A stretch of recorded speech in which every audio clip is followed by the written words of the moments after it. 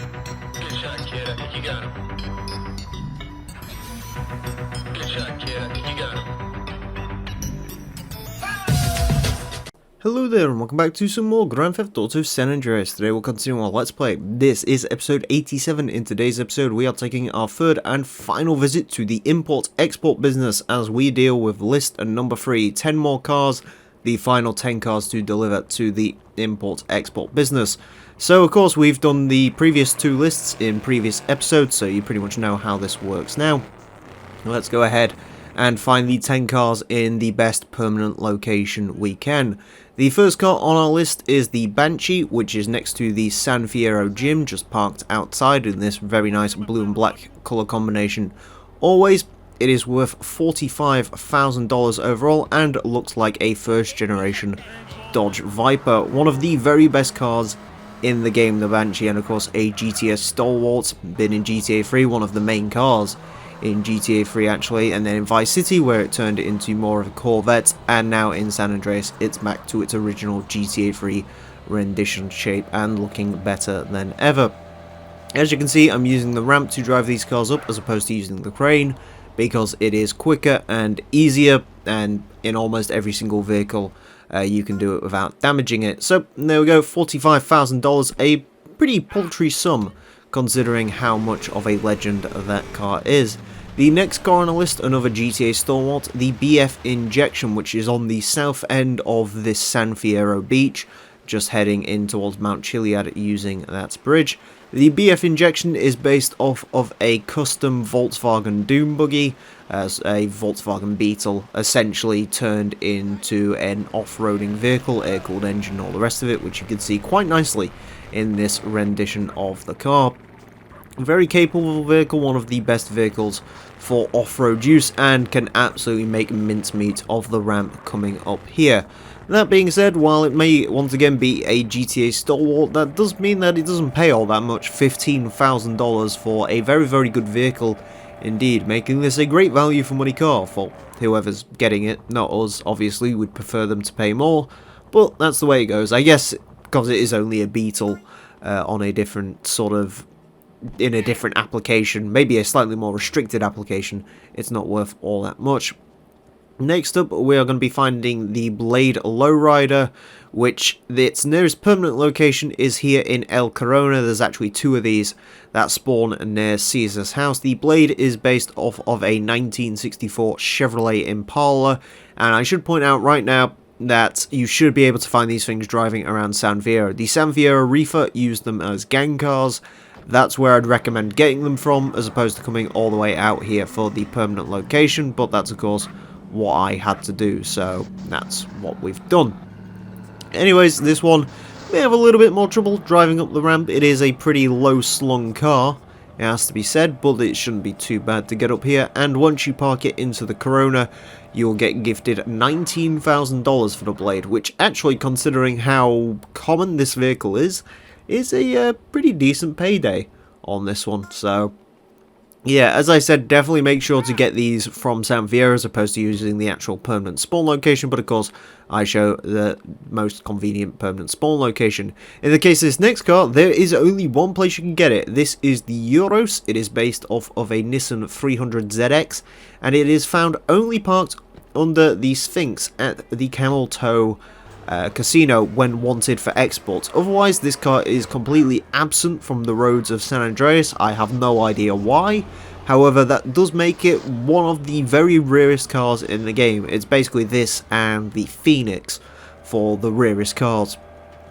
So it's quite unfortunate then that when you actually deliver this off for export, not only do you get a paltry sum of money with $35,000, however, you can re-import this car again if you would like another one. And if you enter the sports cars cheat, you will see that spawn on the roads as well. No idea why Rockstar decided to make it as rare as they did.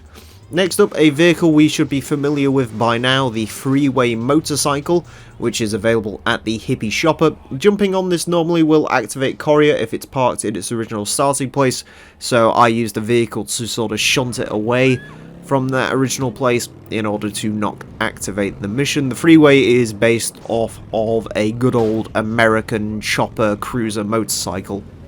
This one Again, not really worth all that much money. Not really many of the motorcycles are worth all that much money. This one is worth $10,000. Probably the weakest of the motorcycles we've exported, having exported the FCR 900, which is the second best bike in the game, and the Sanchez, which is a very, very good vehicle indeed. Very, very sort of versatile. The Freeway, not so much. Next up, we are going to be getting the Huntley luxury SUV. This is parked at the driving school. Now, interestingly, this spawns in the exact same place the Hot Knife does, which is the gold reward. So, to get this to spawn, move the Hot Knife away, drive around the block, and the Huntley should spawn in, hopefully unlocked. The Huntley is based off of a first generation Range Rover, one of the later Vogue models. Pretty rare vehicle, actually, the Huntley. Which is a shame because it's actually quite a cool looking vehicle, and speaking from experience, you can make a very damn good replica of this in Automation, the car building tycoon game, which I do recommend on Steam if you're into a bunch of technical carness. Either way, despite being a luxury SUV, this is before the boom of them took place in the United States, so this one is only worth $40,000 by the game's reckoning, which is still more than the Stafford, which was based off of a Rolls-Royce Silver Shadow. Next up, we're getting the Journey Motorhome. This can be found parked opposite the El Quebrados safe house. Also parked on top of Mount Chiliad, however that one is an absolute nightmare to try and get off of Mount Chiliad without exploding, so I'd recommend just coming out and getting it here. Of course, it also spawns all around the countryside, so you can get one of these quite easily in country traffic.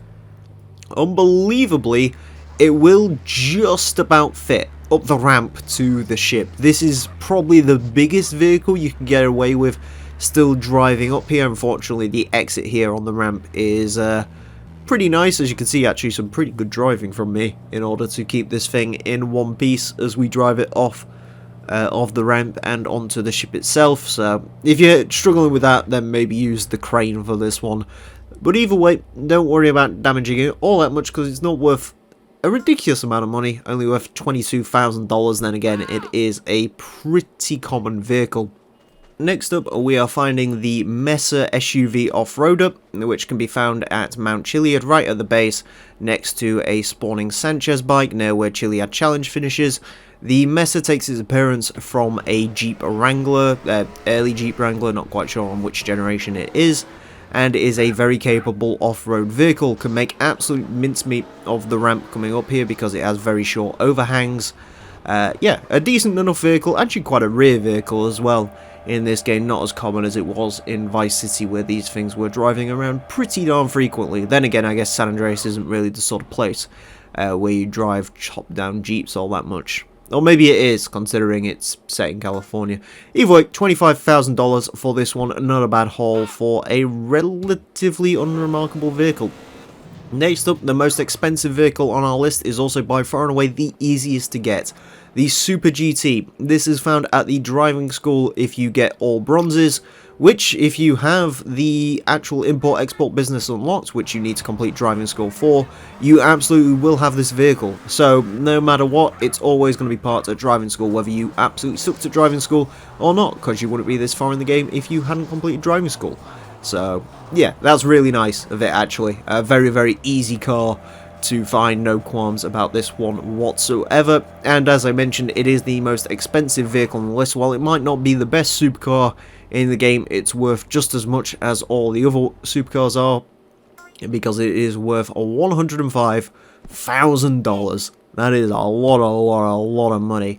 And the final car on our list is the ZR350. This is parked in the car park at the Clown's Pocket. Alternatively, it can spawn pretty much anywhere in San Andreas in some of the more affluent areas. The ZR350 takes its appearance from a third generation Mazda RX-7, the FD model, although it has, I think by this game standard, it has a V8 underneath the bonnet, so I guess you could also say it kind of looks a bit like a Corvette C4 as well, but primarily it is a Mazda RX-7. Either way, it is the final car we have to deliver for import-export.